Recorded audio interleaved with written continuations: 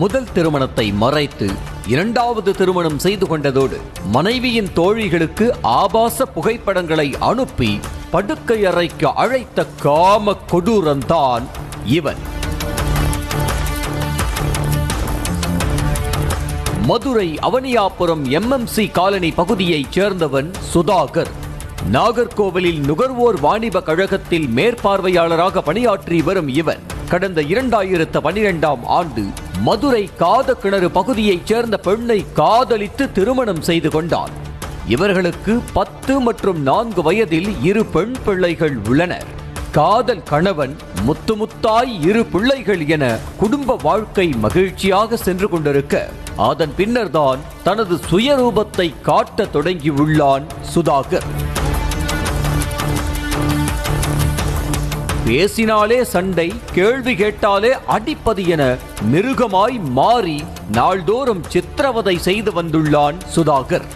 மேலும் வீட்டில் குழந்தைகளிடம் கூட முகம் கொடுத்து பேசுவதை நிறுத்திய சுதாகர் எந்த நேரமும் செல்போனில் யாருடனோ பேசிக்கொண்டு வந்திருக்கிறான்.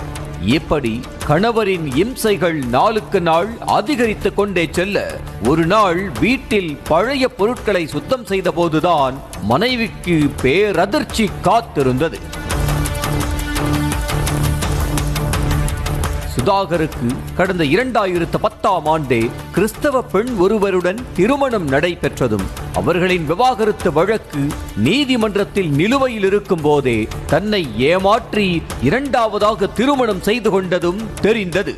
அதோடு இல்லாமல் சமூக வலைத்தளங்களில் பல இளம் பெண்களுக்கு ஆபாச புகைப்படங்களை அனுப்புவதும் அவர்களிடம் அதேபோல் புகைப்படம் கேட்டு வற்புறுத்தி வந்ததையும் அறிந்து அதிர்ச்சியில் உறைந்து போனார் அந்த பெண்.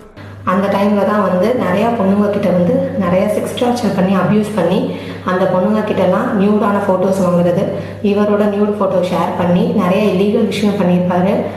சின்ன பொண்ணு கூட பார்க்காம ட்ரெஸ் இல்லாமல் ஃபோட்டோ அனுப்பு, உன்னோட அது இதுன்னு சொல்லி தப்பாக மெசேஜ் பண்ணியிருக்காரு. அது எல்லாத்தையுமே நான் பார்த்துட்டேன். காதல் கணவனுக்கு இப்படி ஒரு கொடூர குணம் இருப்பது தெரியாமல் வீட்டை விட்டு ஓடி வந்து விட்டதால் என்ன செய்வதென்று தெரியாமல் 2 மகள்களுடன் தவித்து நின்றாள் அப்பெண். ஆனால் மறுபுறமோ மனைவிக்கு உண்மை தெரிந்துவிட்டதே என்ற சிறு பயமும் இல்லாமல் தனது காமுக வேலைகளை வெளிப்படையாக செய்ய தொடங்கிய சுதாகர் தன்னுடன் தொடர்ந்து வாழ வேண்டும் என மனைவியையும் மிரட்டி இருக்கிறான். பார்த்து பிரச்சனை வந்ததும் என்னை மிரட்டி என்னை சூசைட் அட்டம் பண்ணுற அளவுக்கு என்னை டார்ச்சர் பண்ணி நான் சூசைட் அட்டம் பண்ணேன். நான் சூசைட் அட்டம் பண்ணி ஹாஸ்பிட்டலில் இருக்கிற அந்த டைமில் கூட வீட்டில் ஒரு பொண்ணோட தகாத ஒரு பேச்சு எல்லாமே நடந்திருக்கு. அது எல்லாமே எனக்கு லேட்டாக தான் தெரியும். இதெல்லாம் தெரிஞ்சு நான் கேட்க போனேன். அவங்க ஃபேமிலி சைடும் நான் கேட்க போனேன், என் ஃபேமிலி சைடுமே நான் கொண்டு போனேன். ஆனால் அவங்க ஃபேமிலி சைடு ஸ்டார்டிங்கில் எல்லாம் அவங்களுக்குள்ள இருக்க யாருமே என்கிட்ட இன்ன வரைக்குமே அவங்க வீட்டு சைடு என்ன பிரச்சனை எதுவுமே இன்ன வரைக்குமே என்கிட்ட கேட்டுக்கல. ஆனால் அதற்கு செவி சாய்க்காததால் ஆத்திரமடைந்த சுதாகர் மனைவியின் தோழிகளுக்கே ஆபாச புகைப்படங்களை அனுப்பியதோடு தன்னுடன் நெருங்கி பழக வேண்டும் என கூறி நச்சரித்துள்ளான். இதனால் பதறி போன அவர்கள் சுதாகரின் மனைவிக்கு கால் செய்து அழுது புலம்பி உள்ளனர். கொஞ்சம் வல்கரா ஃபோட்டோஸ் அனுப்புகிறாங்கடி, அனுப்பிட்டு என்கிட்ட ரிப்ளை கேட்குறாங்க. அது கொஞ்சம் நான் எப்படி சொல்கிறதுன்னு தெரியலடி. அந்த ஃபோட்டோஸ்லாம் வீட்டில் பார்த்தா என்ன ஆகும் சொல்லு. நான் எவ்வளோதான் நம்ம ஹஸ்பண்ட் ஃபோன் எடுக்கும்போது இல்லை எடுக்காதீங்க அப்படின்னு நம்மளால சொல்ல முடியாதுல்ல. ஸோ அப்படி அவங்க எடுக்கும்போது இந்த மாதிரி ஃபோட்டோஸ்லாம் அவங்க கண்ணில் பட்டுச்சுன்னா நம்மளை தானடி தப்பாக நினைப்பாங்க சொல்லு.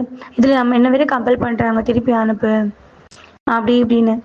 அரசாங்க அதிகாரி என்ற போர்வைக்குள் ஒளிந்து கொண்டு கணவர் செய்யும் சித்திரவதைகளை தாங்கிக் கொள்ள முடியாத மனைவி ஊமச்சிக்குளம் மகளிர் காவல் நிலையத்தில் சுதாகர் மீது புகார் அளித்தார். மேலும் தனது கணவரால் பாதிக்கப்பட்ட பெண்கள் தைரியமாக முன்வந்து காவல் நிலையத்தில் புகார் அளிக்க வேண்டும் என்றும் வீடியோ வெளியிட்டு வலியுறுத்தி உள்ளார். கொடுத்துமே எனக்கு இன்னும் அந்த காப்பி எதுவுமே என் கையில் கொடுக்கல. அவன் பண பலத்தையும் ஆள் பலத்தையும் வச்சு ஃபுல் அண்ட் ஃபுல் கவர்மெண்ட் வேலைன்னு சொல்லியே பணத்தினாலேயே அவன் எல்லாமே மூடி மறைக்கிறான். என்ன மாதிரி இன்னும் நிறையா பொண்ணுங்க அவனால் பாதிக்கப்பட்டிருக்காங்க. சப்போஸ் அவனோட ஃபோட்டோஸ் ஏதாவது வந்தாலுமே நீங்கள் அவனால் பாதிக்கப்பட்டிருந்தா தைரியமாக வெளியில் சொல்லலாம்.